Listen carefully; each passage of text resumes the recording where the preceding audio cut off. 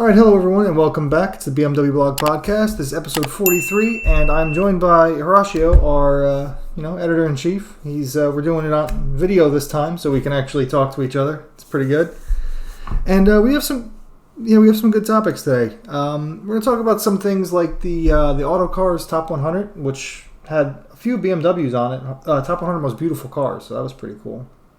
Horatiu's got the scoop on the BMW i4. Well, he's going to clarify some things. I think there's some confusion, especially at least on my end a little bit. And then BMW M550i and the M5 and kind of the comparison between that. And then some of the cars we drove in 2020 and what we're looking forward to driving in 2021. So thank you, Horatiu, for joining us today. Hey, Nico. How are things? Good. How are you? Good. So quite a few topics today. We'll try to keep it short. I mean, it's also a video, so we'll try to get to the point immediately. So you want to kick it off with the best looking BMWs ever made? Sure, yeah. So I have the list up here, and as part of Autocar's Top 100 most beautiful cars ever made, which I thought was like a bold statement to put a lot of BMWs on, actually. They had a few surprising ones, and some that I thought were like, obvious ones. Yeah. Like the BMW 507 was they considered the best looking BMW of all time. It was like the highest ranked BMW on the list, and that's hard to disagree with because it's just ridiculously good looking. But they also had the i8 on there. I thought that was interesting because the i8's a great looking car, but I don't know if it's traditionally beautiful. It's like very high tech and futuristic, but like the 507 is beautiful, but like the i8, I don't know. What do you think about the i8 being on there? I mean, honestly, with the i8, it's about 7-8 years old right now. I think the concept. 2000. Like that. I think they showed the Vision Efficient Dynamics 2009, and I think the car, the production one was maybe 2011. So it's quite old, actually. I mean, if you look back, it's not a new car, but every time you see the car like on the street, I don't think you ever imagine that car came out a decade ago. I mean, it's still extremely good looking, and it's also quite unique, right? I mean, there is nothing out there that kind of looks the same. Of course, there are a bunch of supercars with the Gulf wing doors and all these crazy doors, but nothing that looks like the i8, right? So I mean, I think that's what kind of close, actually. Yeah, and I remember when the car launched, they had this design philosophy with floating elements. So the idea was for them to kind of show lightness through like floating design elements. So if you look from the back, you kind of see the tail lights.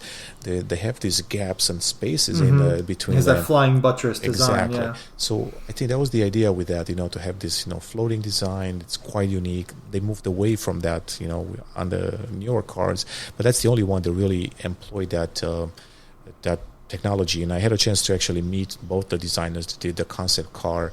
And I mean, that's kind of what they wanted, a good-looking, futuristic car, but at the same time with simple lines, especially like inside. Like inside, you can see that it's all about minimalistic and nothing too extravagant. I would say they could have done probably a better job with the premium materials and make it a little bit more, luxurious. But I think they really wanted to just keep it sustainable and simple, and I kind of get that. But the exterior, it's absolutely beautiful. I think it's the only car that every time that I drove one, I would have people stop me to ask me questions. I'll have the police officer stop me to kind of say, hey, what kind of car this is. I mean, that was when it came out, and people actually, their reaction was like, is that a BMW, really? So especially when it came out, people didn't realize that BMW makes that car. So that's kind of what makes it unique. So to me, I think it's a fantastic design.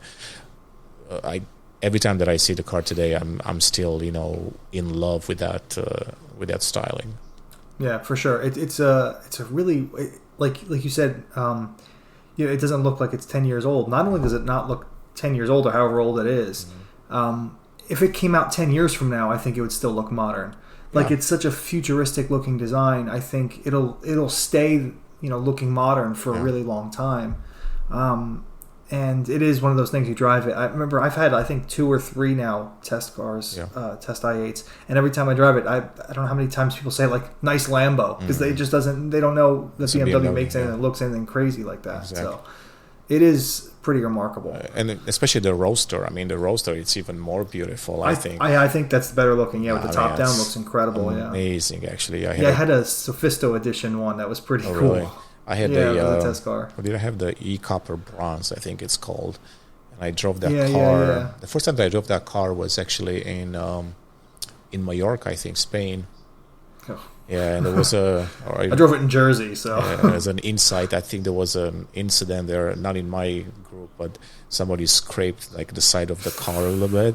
So I don't think people were pissed off about it, but it was more like, oh my god, it's such a nice car, and it's all scraped up. So yeah, that's rough. There's some tight roads around there. Yeah, so that's one that's cool. So aside from the 507 and the i8, there's the original, the new Mini Cooper. So like when BMW brought the Mini Cooper back, I can see that. That's on there, and I agree with that. I mean, it's that. Like, I think that was Frank Stephenson who did that design, right? I think so, yeah. And or at least there was a committee, and his was chosen, and so that was such a wild car because like I think it's one of the most perfect examples of how to make a retro design, like how to honor, an old classic, icon, but still make it look modern. I think they did an incredible job with that. That's like still so good looking. And from a marketing perspective, they definitely nailed it when they used the car in the Italian job. Yeah, so I think that was super smart. I mean, I think they used both the classic Mini and also the new Mini. I haven't seen that in a long time, but I'm pretty sure.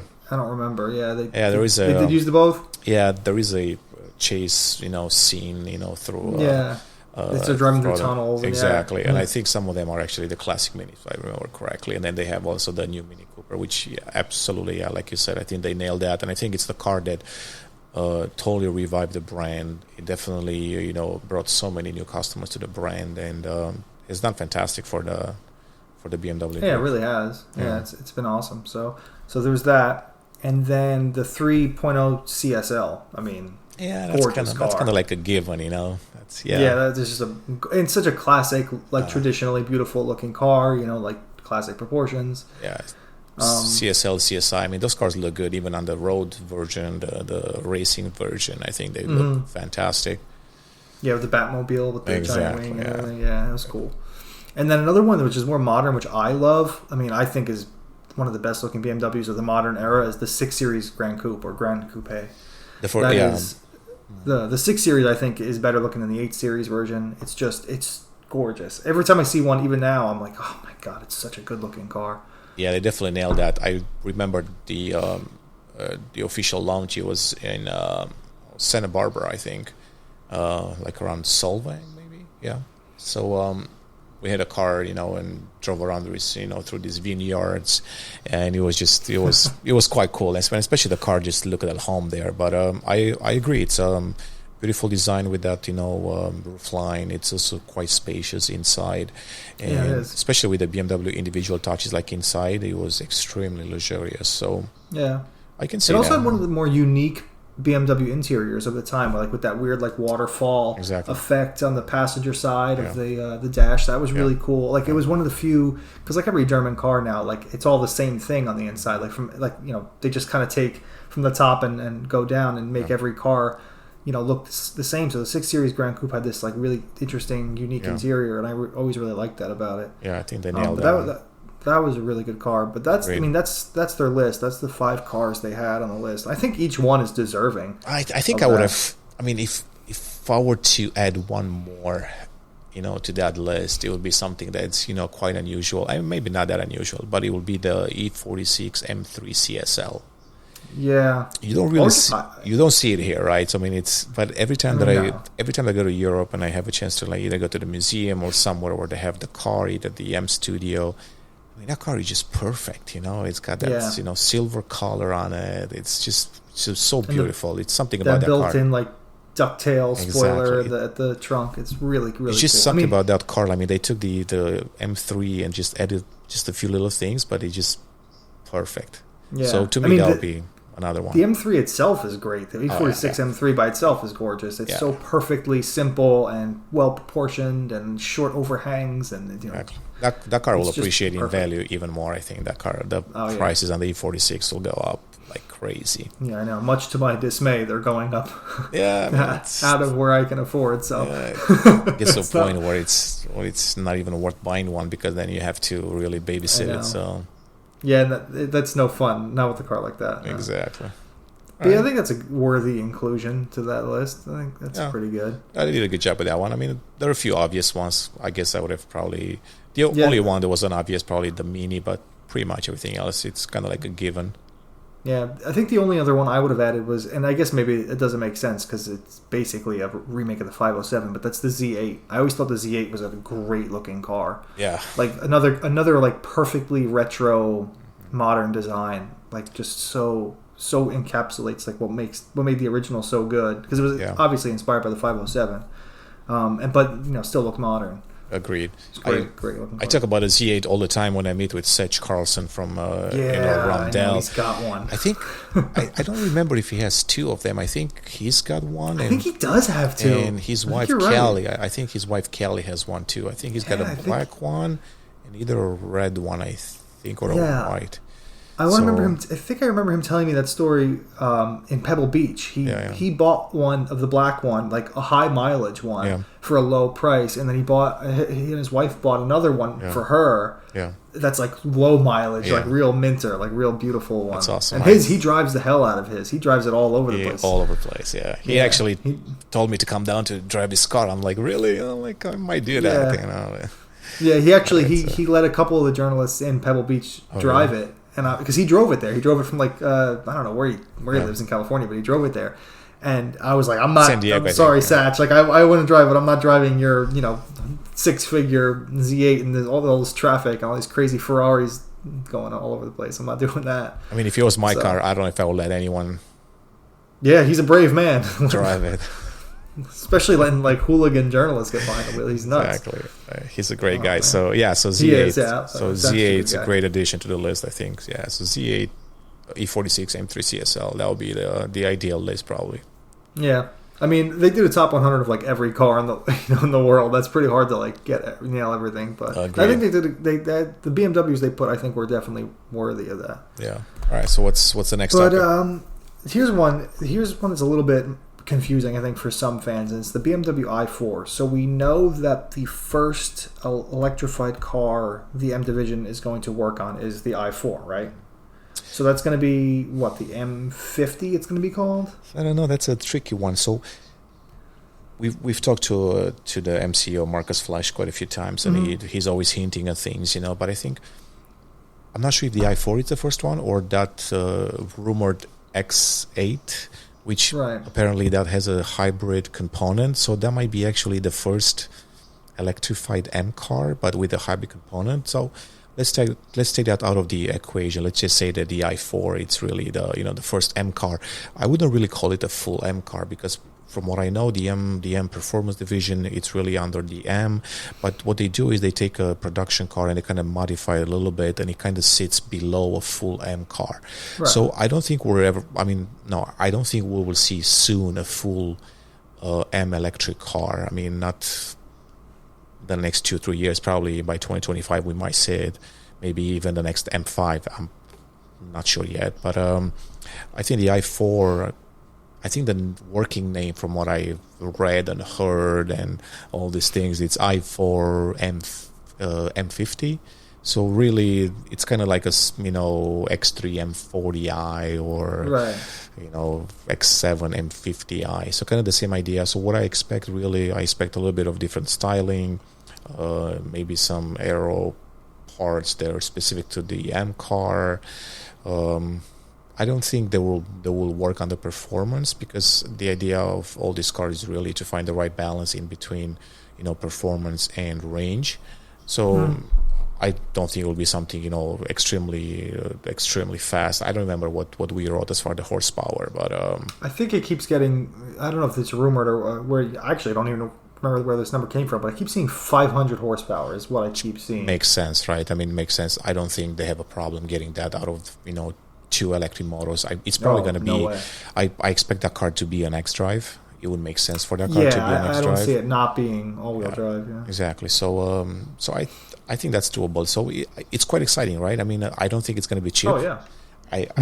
I'm pretty sure they will mark it up quite a bit. I can't speak on the price because I really don't know, especially since the European price is different from the US. But it's not going to be very cheap.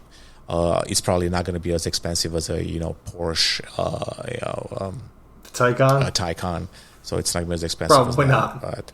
But there are many houses that aren't as expensive as the Taycan. Exactly. So, but I do see it, being up there with, Tesla Model S, the performance one or something like that.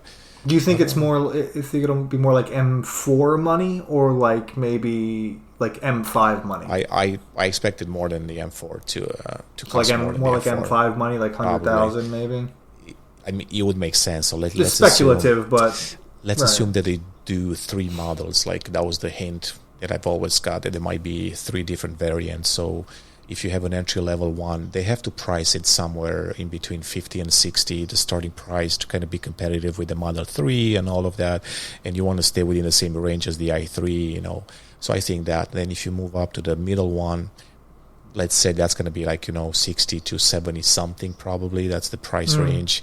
It also, this base price is so different on each market, because some markets decide to pile on more standard features, so they put that into the MSRP. Some other markets go with more of a a stock approach, and then you can pick more options, and so that's why I would say 60 to 75. But then I would say the i4 M50, it's got to be over 75K easily, probably with a lot of options. 90, 100, somewhere around there. And it makes sense, because that's kind of what they want to position it in.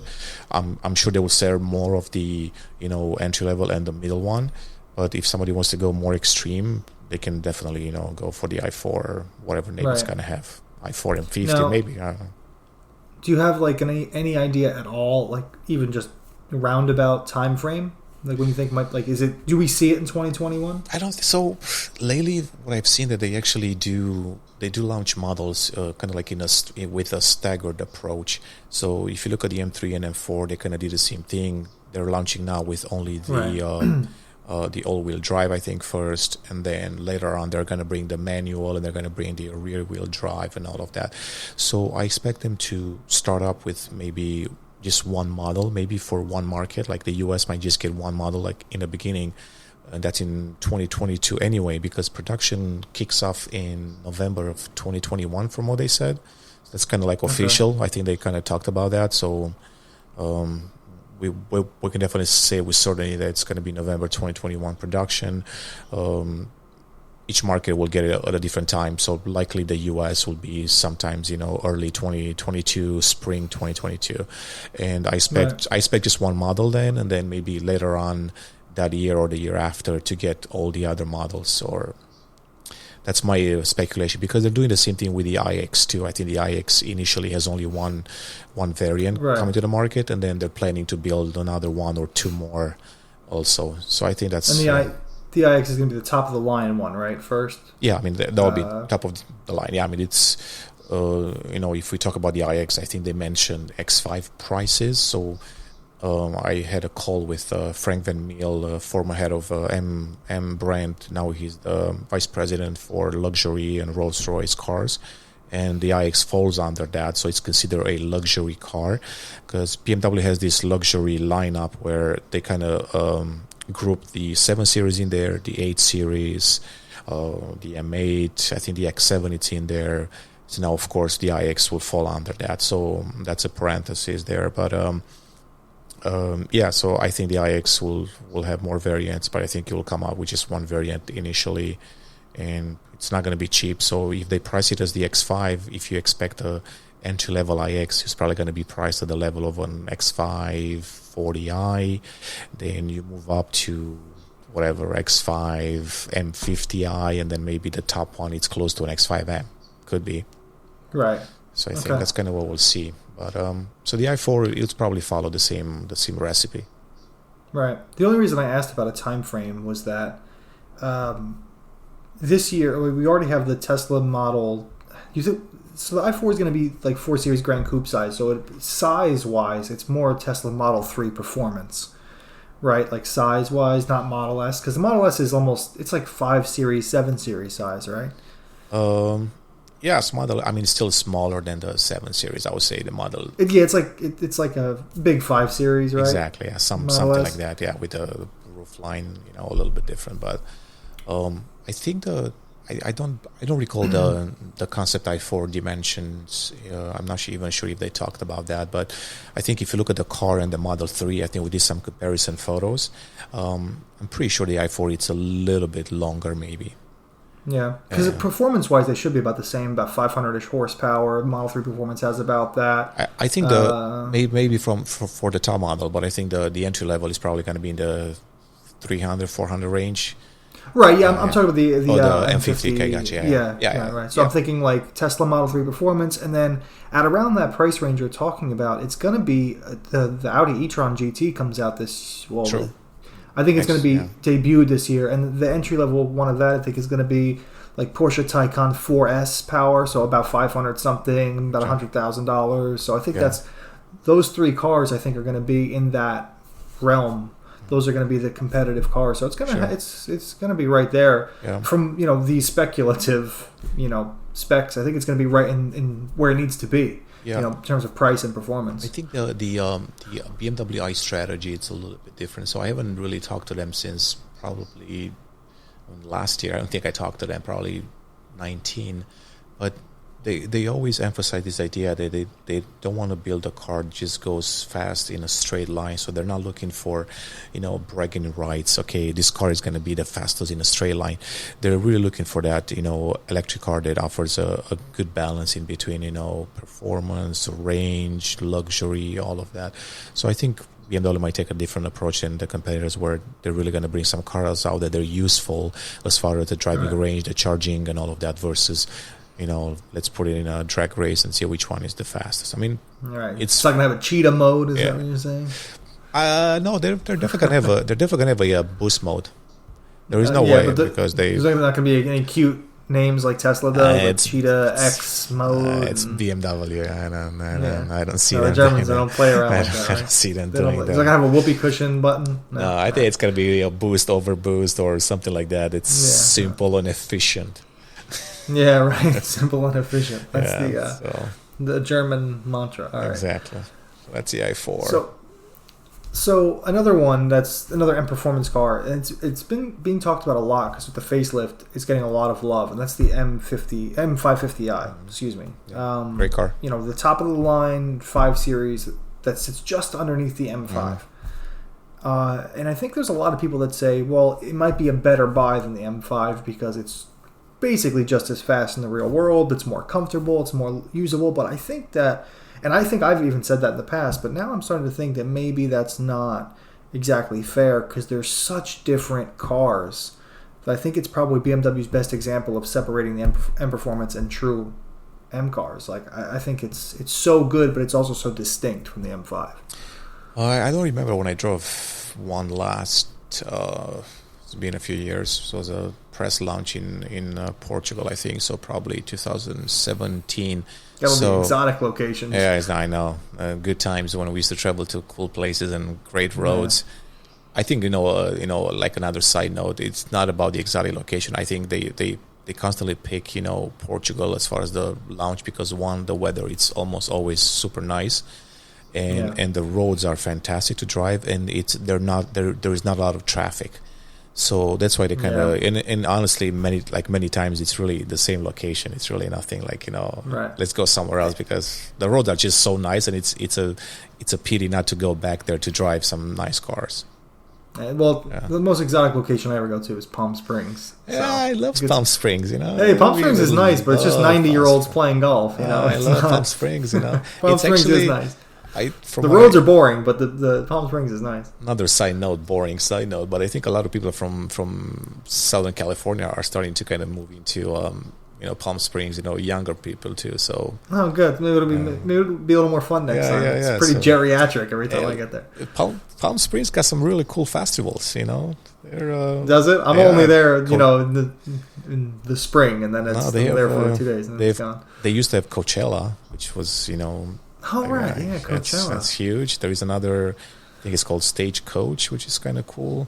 Oh, I don't know. I'm too boring to know these things. They have the tennis open there, so love Palm Springs. But anyway, so that's the last time that I drove the M550i. I didn't drive yet the facelift.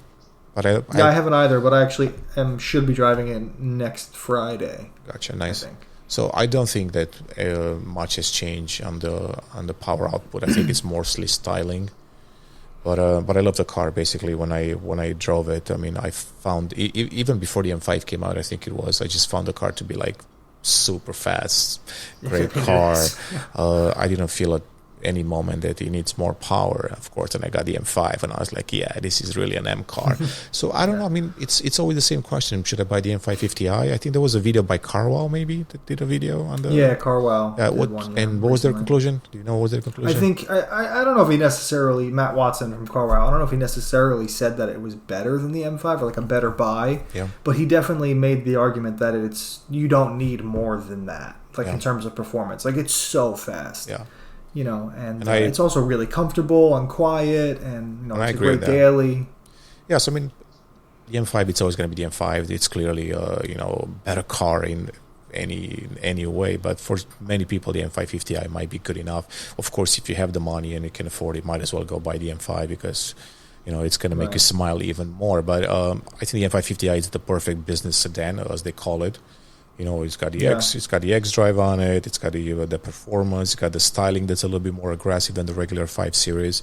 So you don't have to go all out to really have fun with that car. And honestly, did they track that car? I don't think we tracked that. Maybe not there. M550? I remember tracking that car somewhere. Maybe it was another test fest. I don't recall. But anyway, the car is just fantastic to drive. And if you want to have fun, the car will let you do that. And so that's an interesting topic. I mean, I think we'll probably tackle that topic also when you do your test drive. It might make sense to kind of have an idea how much. Revisit that a little bit. Exactly. Yeah, I mean, because I've driven the M5 a lot. I've had press cars. I've driven at Test Fest. I actually just drove it recently in Monticello. The new facelifted version. They had it on track.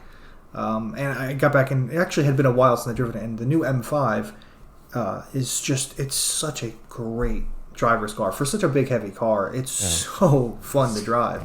Insane. And I think that's where it kind of differs from the M550. Is like it's more of a driver's car. It's more fun. It's definitely stiffer. It's definitely louder. It's more brash, and I think it really distinguishes itself from the M550 because it is.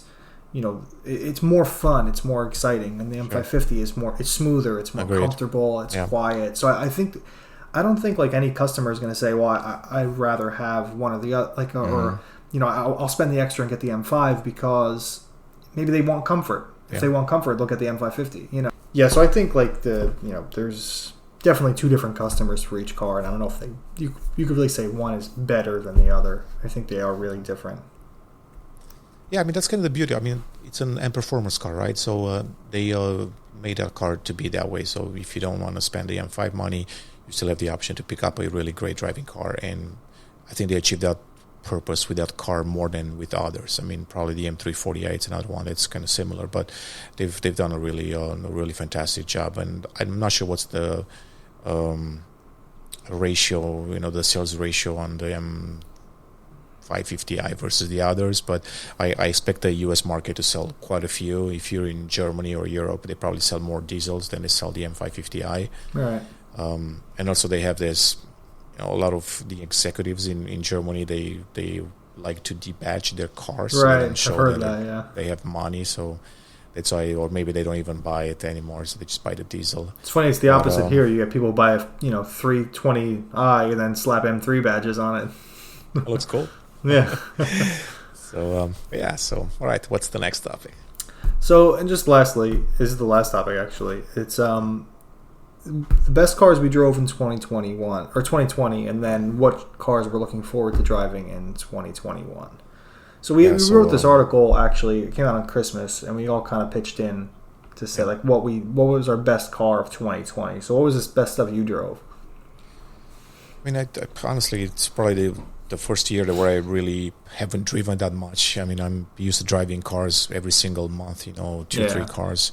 COVID threw a monkey wrench in a lot of... Sometimes I would even fly to, Europe and drive 4 cars in one day, or in 2 days. So, but I think the year started with I think the 2 Series Grand Coupe in Portugal. Then I did another drive in Germany, maybe the M135i. I don't remember. Well, they can't be on your list, huh? Yeah.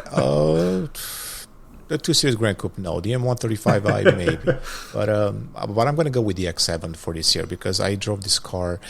First time was a prototype a few years ago, and I loved it the moment that I drove it, and I wasn't sold on it before that. But I truly enjoy driving that car. It's made for the U.S. It's made for the U.S. roads, and US I've never people. I never really had a chance to go like really long distance. Interesting enough, 2 years ago, BMW had this X7 tour throughout the U.S. Oh, really? Basically, they had all journalists coming from all over the world to attend the international media launch of the X7.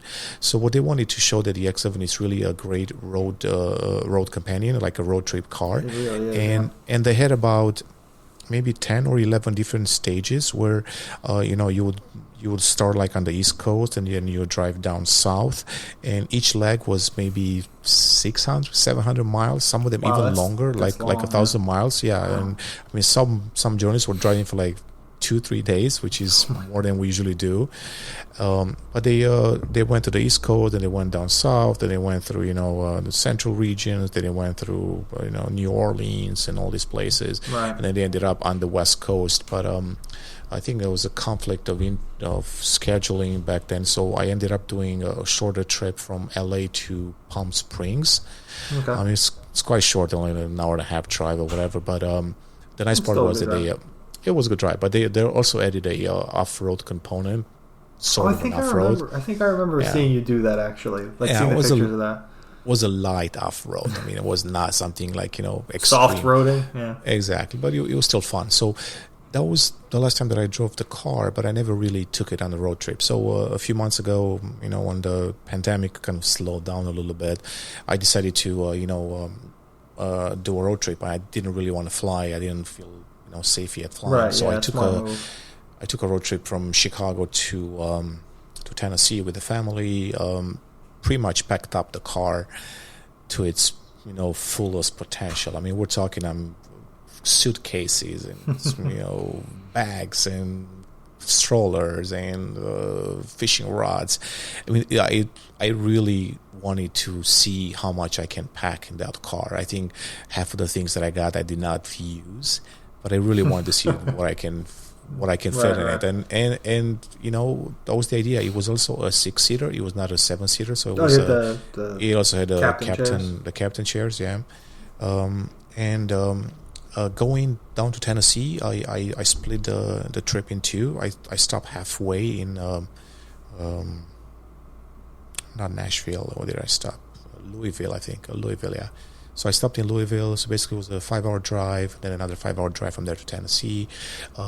So first time that I got to experience the car on a long trip, and it's fantastic. It's such a calm, domesticated ride. It's spacious, really, it's luxurious. When I really wanted to have a little bit more fun, I would just put the M550i into the sport mode, and I would because this is the M50i model, right? It was quite nice, and honestly, at times I was on the highway going like 90, 95 miles per hour. I was like, whoa, I better slow down. I wasn't even realizing I'm going that fast. So then coming back, actually, I did a full trip. So basically it was just a one leg, 12 hours. So that was a little taxing because, that's a lot of driving, in just one leg. But the same thing, the car was comfortable. They had no back pain, just nice to drive it. So that's kind of why I picked the X7 as the my favorite car of the year, because now I see it, right? If you have a large family, if you do a lot of road trips, it's really the ideal car. If you're mostly in the city, the X5 is good enough. But if you do enjoy going, being outdoor and doing all these trips, I think the X7 it's a no-brainer. You don't have to go for the M50i, which is over $100,000. You can go for X-Drive 40i, which is, I don't know, 80, 90, whatever that is, a little bit cheaper, or 70, I don't remember. But overall, the car, it's great. If you get the 7-seater, it's even better then. So I agree. I love that thing. The X7 is an awesome car, and it's so funny because it's the exact opposite of a car that I would normally like. Like, I like small little things, and the X7 is great. It's so same here. good. I always said that I will never own an SUV or a 7 Series. You know, I mean, I always like the small cars, like 1M. I was gonna say you have a 1M. Yeah. I mean, I don't drive the 1M too often. I should, but the i3, love that. But I do see myself, having an X7. Maybe one day. But all electric X7 would be fantastic. Would be cool, right? Give me like 500-600 miles range. That would be right. There you go, BMW. Nice. Yeah, exactly. Plus, you wouldn't feel so guilty about driving such a gigantic SUV, right? It's the green. It's not just that, but that was a quite expensive ride. It was. I had to fill up the gas tank quite a few times. Yeah, I'm sure that 500 horsepower V8 drinks fuel pretty quick, especially when it weighs like 6,000 pounds. So, what was yours? What was my best BMW or best driving car in total? Let's start with the BMW first. So it was definitely the M2 CS. Just definitely. It was just... M2 CS, it reminded me of old school BMWs. And the M2 competition itself is great too. Like, it's an amazing car. But the CS I drove was manual, and it was the first time I'd driven a manual. Well, not the first time I'd driven a manual M2, but the first time in a really long time. And it was manual. It's so fun. It's so sharp. It's loud. It's it's bumpy. It's uncomfortable. Actually, it's more comfortable than the M2, but it's still like loud, and the interior doesn't have any sound. It doesn't have as much sound deadening, and there's no cup holders. Like, it's very uncomfortable. Like, there's no armrest. It's very like Spartan, and it just kind of gave me that old school BMW feel, and it's just so much fun. It's definitely the best driving car BMW makes. There's just no question. It's so good. That might be actually the first car you drove before me. Probably, because I don't think I usually it's the other way around. I usually I'm the spoiled one that gets to drive it first. Yeah, I haven't driven yet. Honestly, I haven't driven yet. I know there was a driving program on a track somewhere in Europe supposed to take place, but clearly things changed last year. Yeah. But now I'm kind of waiting for the spring to come back, and I want to jump behind the wheel and try that, because. Okay. Everything that I read, what you wrote, and I've seen some other videos. I mean, it sounds like a fantastic car.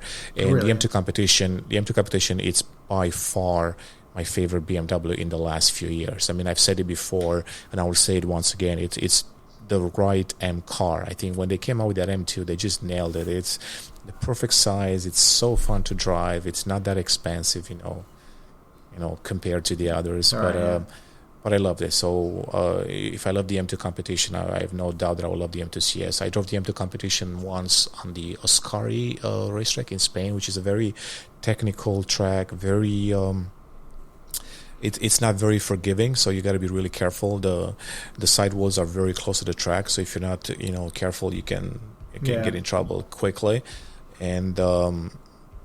It just favors a very technical car, a very agile, nimble car like the M2 competition and the M2 CS. So hopefully one day I get to go back there and really try the M2 CS, or even a track like in the US that's very technical. I think that's where you kind of see the capabilities of this car. Yeah. Well, it was interesting because I was in Canada for M-Fest in Toronto last year, and I drove the regular M2 competition on track. No, I think 2019. Oh, I'm so confused. COVID's ruined my brain. Definitely not. Yeah. So, that was the last time I drove an M2 competition on track. And I drove a DCT model. And I remember being like, this thing's kind of sketchy if you push it too hard on track, because it will bite you, if you're not careful. And I'm not the best track driver. So, it was kind of made me nervous. But then I drove the CS on track at Monticello a couple months ago. And I remember thinking, like... And I was driving the M2 comp in Canada was dry, a bone dry track, and Monticello was pouring rain, and the CS still felt more capable, more confidence inspiring. Didn't scare you at all, because I think they revised the diff and the steering, they did, and it's just so much more planted, and the new adaptive suspension. It's just so much more planted and confidence inspiring, and it's perfect. It's like perfectly done. The only criticism I had of it is the steering wheel is just way too fat. It's like, I don't have gigantic hands, so it's like, hard to actually wrap around the damn thing. But other than that, it's so good. And I've said it before, though, if you can't, because it's going to be a limited run model, not everyone's going to be able to get an M2 CS. And if you can't, the M2 competition with like $5,000 worth of mods is almost just as good, Yeah, we talked about that. I think we had a discussion. I think even on a podcast, or maybe we talked about it in your video. But that could apply to a lot of cars, right? You can add a bunch of mods and suspension of that. But I think the M2CS is a little bit more than that. It's not just the mods. First of all, you're not getting that carbon roof, right? That's one thing. Right. The carbon fiber roof, you even though they do offer a carbon fiber option for the M2 competition, I'm not doing that. I have not seen any US dealership that has done one, or maybe I'm not trusting a dealership to cut my roof open. That's not happening. I'm sure some of them are capable of doing it. The question is if they really want to do it too, because it's a big job and it could be quite risky. Actually, that's a good topic that I need to look into it. I need to find out if somebody in the US has actually done an optional carbon fiber roof for the M2 competition. That will be very interesting. But yeah, so aside from that, M2CS is still a little bit different. Even if it is. I'm just saying, if you can't get one, because they're tough to get. If you can't get one, you throw new coilovers on an M2 competition. Maybe some new lightweight wheels, better brakes, and you'll have a car that's 9/10 as good as the CS on the road. On the track, it's a different story because it's calibrated differently and it's lighter with the carbon roof, so lower center of gravity and all that stuff. So on a track, it's a different story. But on the road, I think. And that's not a knock against the CS. It's more praise for the M2 competition because it's already so good. So good, yeah. And I think the appeal of all the CS cars is really being limited, having some special colors, special interior. I think that's kind of the appeal. If you buy one, it's kind of because you want to have something different, special. So I would definitely get the M2 CS if I could splurge another. What is it, like 20K more? Ish, yeah, something like that. Yeah. I think it's like 22,000, something like that. Yeah. I don't know if it's sold out yet. I really haven't looked into that. I think European prices are a little bit higher in some countries. I think Switzerland, it's over like 100,000 Swiss francs, which used to be the 1 Swiss franc used to be the equivalent of $1. So it was definitely way more expensive there. And I think like in Belgium, it started like 95,000 euros.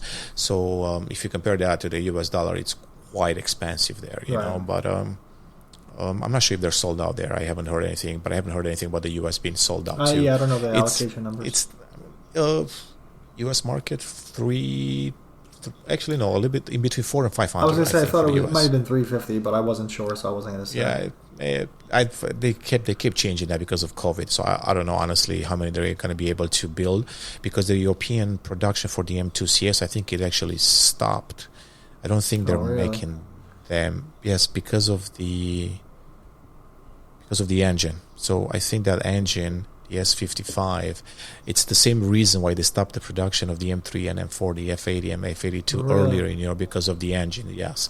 So actually the production for the M2 competition and M2 CS, I think it stopped last year for emissions Germany. And stuff. For emission reasons, yeah. They would have to modify the engine to be compliant, and it was too expensive to just extend it to use that engine just a few more months in the M2 or the M3 and M4. So that's why they decided to kind of start the production first with the M2 CS in Europe, because I know somebody in Italy, a quite famous guy that got his M2 CS like spring last year or early summer. So the US market is just starting to get him now, I think. Okay, yeah. So well, if you can get one, get one, because they're great. I mean, if the factories were closed, I mean they were closed for quite some time there. They maybe didn't have a chance to really build a lot of M2 CSs. So maybe they're going to shift their production to the U.S. market, and maybe they're going to end up making more. I'm not sure, but nonetheless, I think it's a fantastic car. Yeah, it really is. It's amazing. It's genuinely the best car they've made since the 1M. I mean, it's. I'm trying to find that topic where you said what was the other car that you liked. Oh, I can tell you right now.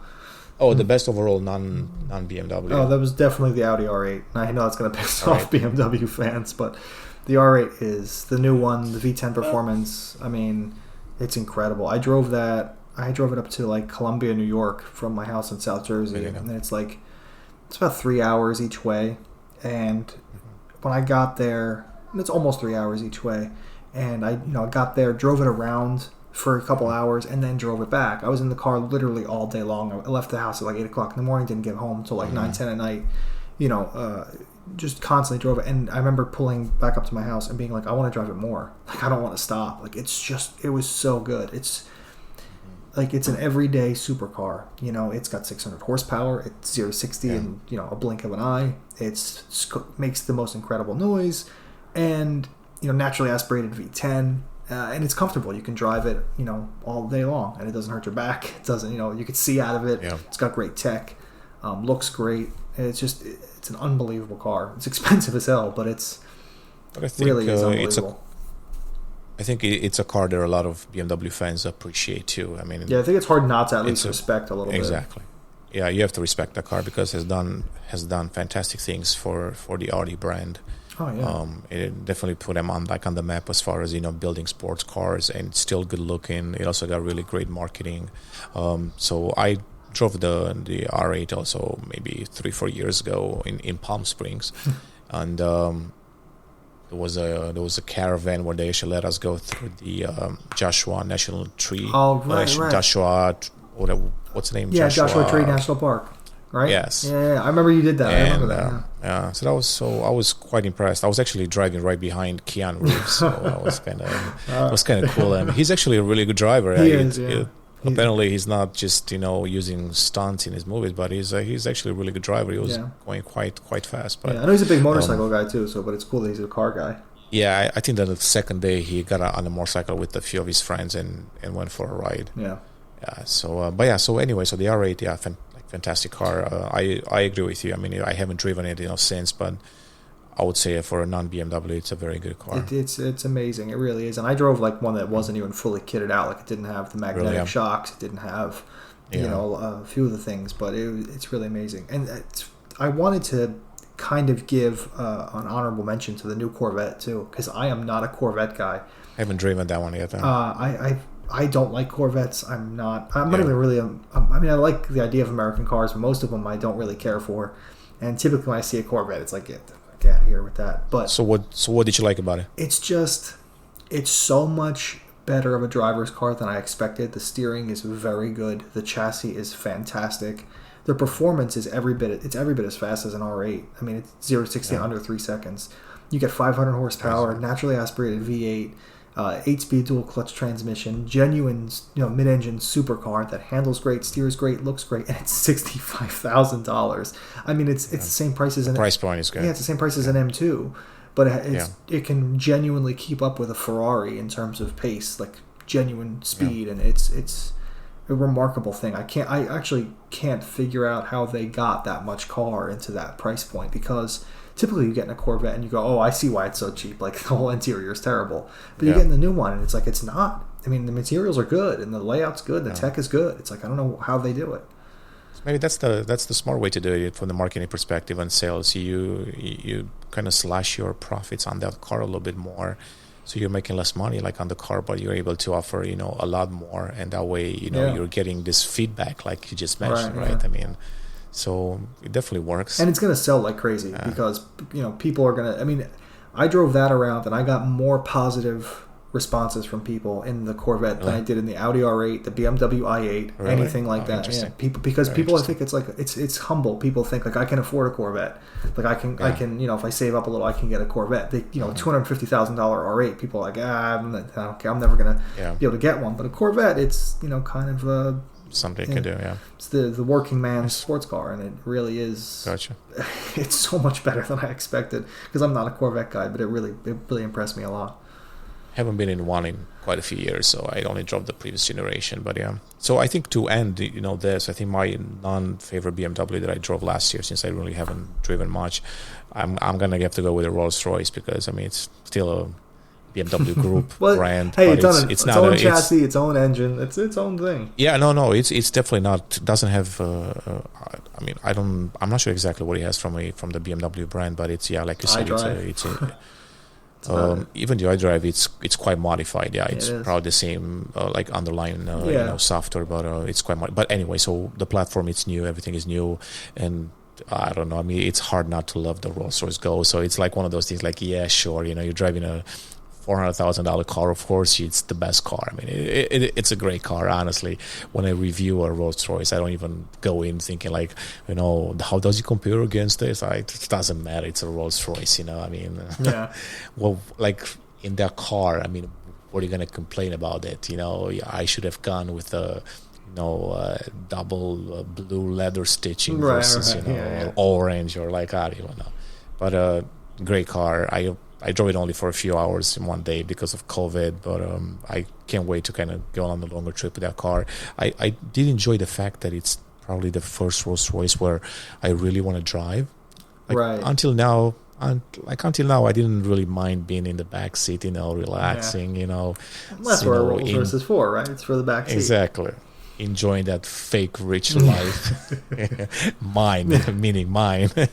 And so I should love driving it, and kind of the same thing as the X7. I was going like around Austin, and that car just goes. I mean, if you're not careful, you're like reaching 100 miles per hour. I'm like, you better slow down. Yeah, I mean, it is a V12, man. It's fast. Yeah, so that V12, it's such a great engine, man. It's so smooth. The integration with that transmission, it's so perfect. It's like the shifting, it's so smooth. You don't even realize when it actually shifted. And then I also like the fact that Rolls-Royce has this philosophy where you just go inside the car and everything is preset for you. I don't have to worry about settings, yeah, exactly. I don't have to worry about am I going to adjust my suspension, my steering, no, man. This is what you get, right? Basically, they're like there's the one button you can hit like low on the gear selector, right, exactly, to make it like low gear, but it doesn't. It's all exactly.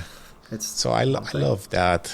I love the fact that they're still going with this design that's analog and digital. So it's so. I studied design, in school, and the hardest thing is really to combine analog and digital, because they're two clashing worlds, and if you do a little bit of one too much, the other one kind of like fades away. So find that right balance where you're keeping the old school but bringing the new in, and at the same time working well together. It's not something that we see often today, and Rolls-Royce still manages to do that. So, and it's also quite intuitive, because you don't have to think like, oh, this is a digital switch, is it a analog? It's kind of like, it just makes sense because of the shape and everything that's done is so familiar, and you just know exactly what it is. You don't have to play around and try. Is it touchscreen? Is it not touchscreen? Is that so? It's all very intuitive. And I think that's kind of what the Rolls-Royce customer wants, basically. Like I don't want to think too much. I just want to relax and enjoy. It's like even the temperature dials. It's not like numbers. It's just you turn it from blue to red, back to blue. It's just like it's very simple. It's very no-brainer, right? Like a no-brainer, right? That it's such a familiar design element that you see, on your sink, cold water, hot water. It's like it doesn't hurt that the blue and red strip is like made out of leather either. Like it's the most high quality. Everything's neural metal, and it's gorgeous. It has to be, So so that's kind of what I had, Yeah, I mean, I haven't driven the new Ghost, but I really, really want to, because I think the last Rolls I drove was the Cullinan Black Badge, which was cool, but it's weighs as much as a tank. So it's like a big car, not really. It's fun to drive, and I hear the Ghost actually is kind of enjoyable to drive. So I do want to drive it. Yeah, it looks really good. I probably never will, but I don't get those Rolls Royce invites. I'm not that high up on the food chain. So, but it looks good. It's a privilege that they let us drive the cars even for just a little bit, right? I don't push the envelope. I'm happy if I get to enjoy the car for a few hours, Oh yeah. And honestly, I'm not sure if I would feel comfortable keeping that car at my place for a few days. I'll be like, not a chance. Yeah, like I don't know, and it doesn't even fit in my garage. Probably it's too long, So that would be out of the question too. Pull the i3 out and stick the rolls in there. It would not fit. It would not fit lengthwise. It will not fit. Yeah. No. Nope. Wow. No way. Yeah. It'll probably stick out by the least 2 feet probably. Yeah, I couldn't keep one in my driveway. I would feel pretentious, and I feel like someone's gonna take it or do something stupid. And I would be I'd be way too nervous. I wouldn't be able to enjoy having it around. There's no way I'm taking one. Somebody would think that you turn into a drug dealer overnight. Exactly, right. Have the cops show up in my house. Not by owning the Rolls Royce, but by having the money to buy one. Exactly. Yeah. So have the cops show up in my house, but. Thinking the FBI think I'm a drug dealer. Cool. But All right. So we drove some good stuff, despite a COVID year. So it was pretty good. Exactly. So hopefully this year gets a little bit better. But yeah, it was good talking to you, man. Like once again, Yeah, you too. Thanks for joining. We'll do another one next week. Probably we'll find some new topics. Maybe we'll get some new guests in, and it'd be interesting to see if we can get a guest on with the video, so we get all kind of. Yeah, I think that'll be good. Yeah, I think that's kind of the plan for next time. Yeah. Cool. All right, man. Thanks for having me. Yeah, no, thanks for joining. Always a pleasure. All right. See ya. Definitely chat. All right. Take care. Bye.